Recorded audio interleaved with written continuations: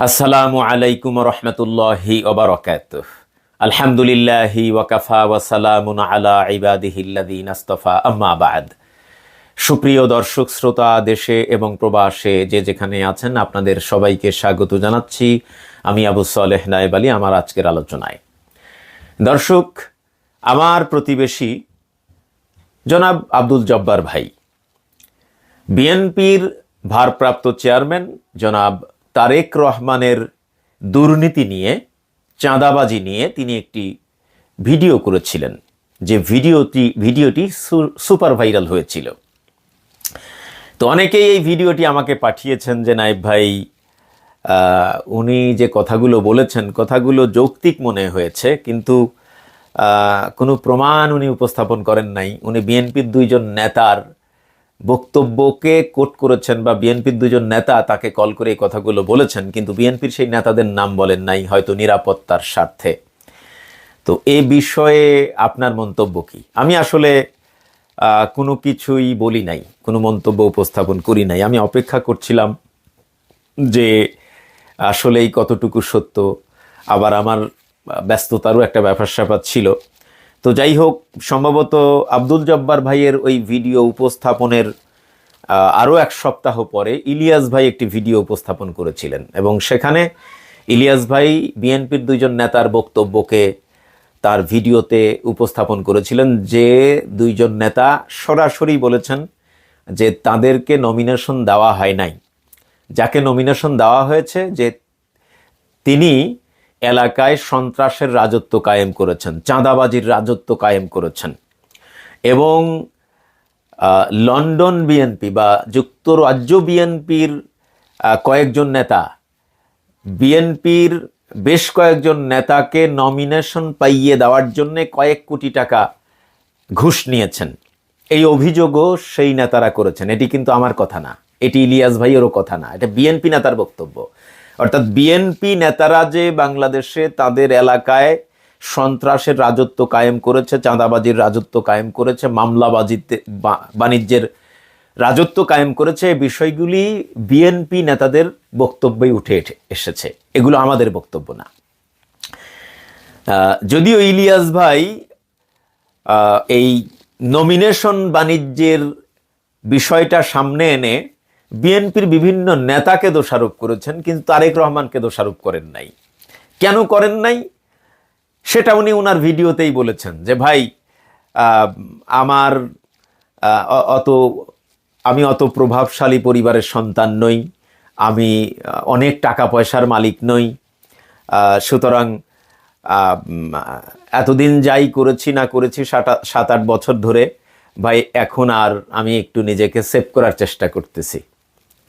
মানে অনেক হয়েছে, আমাদের দেশের আসলে খুব একটা পরিবর্তন হবে বলে মনে হয় না। এই জন্যে উনি নিজেকে একটু সেভ রেখে কথা বলতে চাচ্ছেন।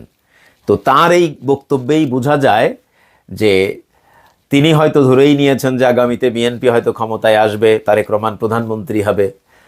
সুতরাং তারেক রহমানের বিরুদ্ধে বললে আবার সেই আওয়ামী লীগ যে আচরণ তার সাথে করেছে, হয়তো তারেক রহমানও একই আচরণ তার সাথে করবে। তার বক্তব্যে এটাই প্রমাণিত হয়। এনিওয়ে, তো যে কারণে হয়তো উনি বলেন নাই। বাট বিএনপির দুইজন নেতার বক্তব্য ইলিয়াস ভাই তার ভিডিওতে উপস্থাপন করেছেন। এতে প্রমাণিত হয় যে আব্দুল জব্বার ভাইয়ের বক্তব্য সঠিক। মানে বিএনপির যে দুইজন নেতা, ওই দুইজন নেতা সরাসরি তারেক রহমানকে দোষারোপ করেন নাই, যে কারণে তাদের বক্তব্য তাদের অনুমতি নিয়েই ইলিয়াস ভাই প্রচার করেছেন। কিন্তু যদি তারেক রহমানের বিরুদ্ধে বক্তব্যগুলো দিতেন, তাহলে হয়তো তাদের নাম বা তাদের বক্তব্য প্রচার করতেন না। যেহেতু যাদেরকে নমিনেশন দেওয়া হয়েছে তাদের প্রতিপক্ষ বিএনপির ভিতরে, যে কারণে তারা এই কথাগুলো বলার সাহস করেছেন। কিন্তু যদি তাদের কথাগুলো তারেক রহমানের বিরুদ্ধে হতো, তাহলে ইলিয়াস ভাই সেটা প্রচার করতেন না, এই অনুমতি তারা দিতেনও না। কারণ তারেক রহমানের বিরুদ্ধে যদি অভিযোগ করতেন, তাহলে তার বিএনপি করার সুযোগ নাই। কারণ বিএনপি তো গণতান্ত্রিক দল না যে আপনি দলের নেতার বিরুদ্ধে বক্তব্য দিলে দলে থাকতে পারবেন। আপনারা দেখেছেন মির্জা ফখরুল ইসলাম আলমগীরের একটা বক্তব্যের ভিডিও সোশ্যাল মিডিয়ায় শুধু আপলোড করার কারণে তার পদ গেছে। ফখরুল ইসলাম আলমগীর, সেখানে তারেক রহমান তো অনেক পরের ব্যাপার। তারেক রহমানের বিরুদ্ধে আপনি কথা বলে দলে থাকবেন, এটা হয় কখনো? এই বলে গণতান্ত্রিক দল। এনিওয়ে, তো আব্দুল জব্বার ভাই আসলে কি বলেছিলেন? বিএনপির দুইজন মানে মনোনয়ন বঞ্চিত নেতা আব্দুল জব্বার ভাইকে কল দিয়েছিলেন। কল দিয়ে তিনি যেটা বলেছেন যে, ভাই, এই যে তারেক রহমান দেশে আসছেন না, কেন আসছেন না? তারেক রহমান একসময় দেশ থেকে পালিয়ে গেছেন এবং পালিয়ে যাওয়াটা তার দরকার ছিল, কারণ স্বৈরাচার হাসিনা তাকে মেরে ফেলতো। তো এই মানে সিম্প্যাথির জায়গা থেকে অনেকেই বলেন যে আসলে যেহেতু তাকে মেরে ফেলতো, সুতরাং তার পালিয়ে যাওয়া ছাড়া উপায় ছিল না। যদিও রাজনীতিবিদ, যে প্রকৃত রাজনীতিবিদ যিনি, তিনি নির্যাতন সহ্য করবেন, মরে যাবেন, তারপর দেশত্যাগ করবেন না। এটাই প্রকৃত রাজনীতিবিদের পরিচয়, যে পরিচয়টা জামাতে ইসলামী দেখিয়েছে, ইভেন এরশাদও দেখিয়েছে। এরশাদ স্বৈরাচার ছিল না? ছিল। তো এরশাদ কি দেশ থেকে পালিয়ে গিয়েছিলেন? না, পালিয়ে যান নাই, দেশেই ছিলেন। তার বিরুদ্ধে অনেক সমালোচনা আছে, বাট এই জায়গায় তিনি সত্যিকারের রাজনীতিবিদের পরিচয় দিয়েছেন। তার পতন হলেও তিনি দেশ ছেড়ে পালান নাই। যেমন তারেক রহমান পালিয়ে গেছেন, শেখ হাসিনা পালিয়ে গেছেন দলবল সহ। এটা প্রকৃত রাজনীতিবিদের পরিচয় না। আপনি যদি মৃত্যুর ভয় করেন, তাহলে আপনার রাজনীতি করার কি দরকার? রাজনীতি করতে হলে সাহস লাগে, রাজনীতি করতে হলে হৃদয়টা সাগরের মতো হওয়া লাগে। পুঁটি মাছের হৃদয় নিয়ে রাজনীতি হয় না। তো যাই হোক, আমি ওই আলোচনায় যাচ্ছি না। তো তারেক রহমান পালিয়ে গেলেন, দেশত্যাগ করলেন। তো যার ভয়ে তিনি দেশত্যাগ করলেন, তিনি তো পালিয়ে গেছেন, তিনি তো দেশে নাই। তো তাহলে দেশে আসতেছেন না কেন? গত 1.5 বছরও আপনি দেশে আসেন নাই। ওই যে বিএনপির সেই নেতাদের বক্তব্য আনছিলাম আর কি। তো উনি কেন দেশে আসলেন না? দেশে এই জন্য আসলেন না যে বিদেশে থেকেই যদি হাজার হাজার কোটি টাকা মাসে ইনকাম করা যায়, তো তাহলে দেশে আসার কি দরকার? এইটাই আব্দুল জব্বার ভাই ফুটিয়ে তোলার চেষ্টা করেছেন। তো বিএনপির সেই নেতা আব্দুল জব্বার ভাইয়ের কাছে যে অভিযোগগুলো করেছেন যে তিনি দেশে আসবেন কেন, বিদেশে বসে যদি প্রত্যেক মাসে হাজার হাজার কোটি টাকা আয় হয়, তার তো দেশে আসার দরকার নাই, তার প্রধানমন্ত্রীও হওয়ার দরকার নাই। মানে প্রধানমন্ত্রী হওয়া দরকার আছে, কিন্তু সিগন্যাল পাওয়ার পরে আসবেন উনি। উনি যদি সিগন্যাল পান যে তিনি প্রধানমন্ত্রী হচ্ছেন, তাহলে আসবেন। যদি সিগন্যাল না পান যে তিনি প্রধানমন্ত্রী হচ্ছেন না, তাহলে দেশে আসার দরকার কি? এত ঝুঁকি নেওয়ার দরকার কি? লিখে রাখেন। এই যে অনেক কথা আসতেছে না, যে নভেম্বরের শেষের দিকে তারেক রহমান দেশে আসবেন। কি নভেম্বর শেষ না? আসছেন উনি। আবার বলা হচ্ছে ডিসেম্বরের প্রথমের দিকে তিনি দেশে আসবেন। দেশে আসবেন না তারেক রহমান।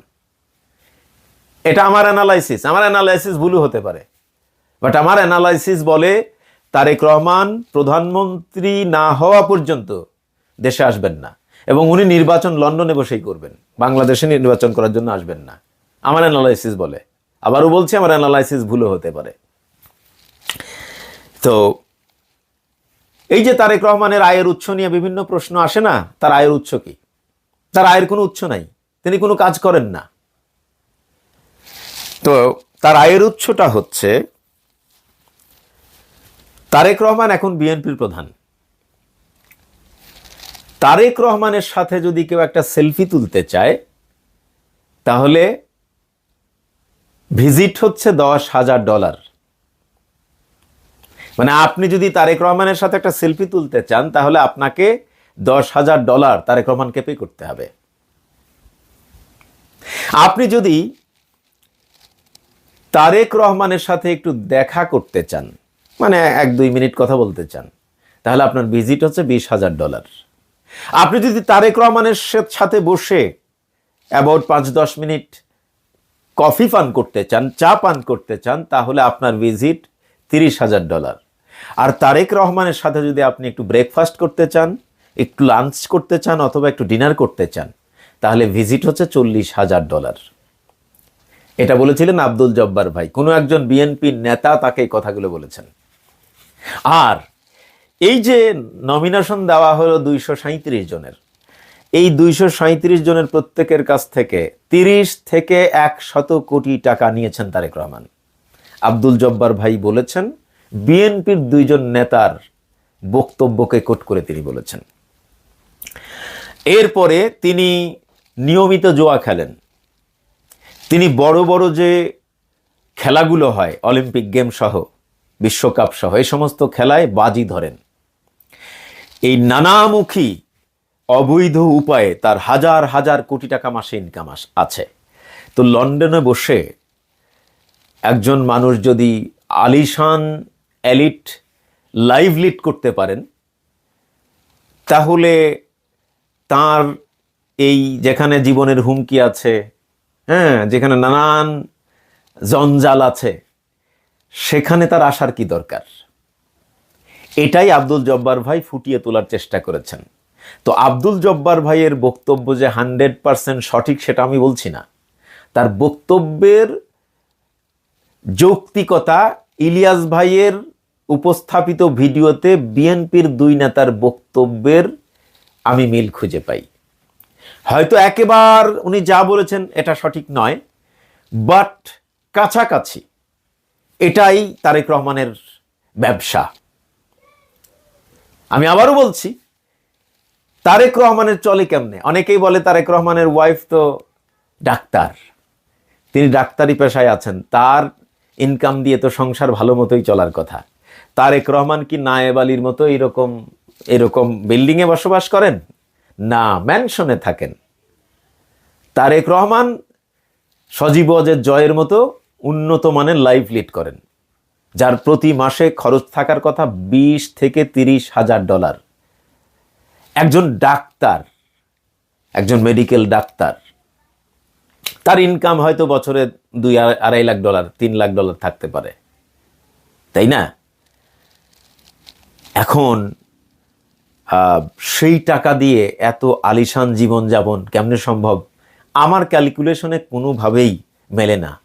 আর দ্বিতীয় কথা হলো যে তারেক রহমানের স্ত্রী তো 17 বছর আগের থেকেই ডাক্তারি করেন না, উনি ওখানে গিয়ে লেখাপড়া করে ডাক্তার হয়েছেন, তাই না?